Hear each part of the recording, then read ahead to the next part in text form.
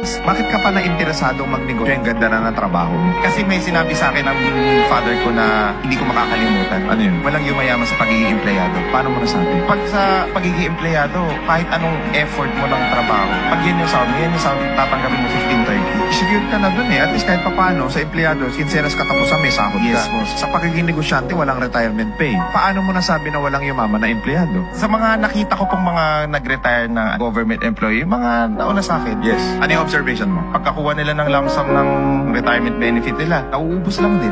Maraming tao nabubuhay sa tinatawag natin na rat race. Yes. Yung gigising ka ng umaga, makikipagsapalaran ka ng maghapon, pag uwi mo, matutulog ka, kinabukasan, yun paulit-ulit ang gagawin mo over the years para lang mabuhay ka. Umiikot ka lang sa isang sirkulo ng buhay na walang progress. Yes, boss. Na walang development. While it's true na merong increase sa mga sahod, pero magdiretsuhan na tayo. Yung increase sa sahod is hindi pa kaya compensate yung pangangailangan ng buong pamilya. Why? Because over the years, tinatalo tayo ng tinatawag natin na inflation. Correct, boss. Kaya yung peso natin, bumababa ang value, pero yung sweldo natin ang bagal ng increase. Meaning to say, akala mo lumaki yung sahod mo, pero hindi pa pala.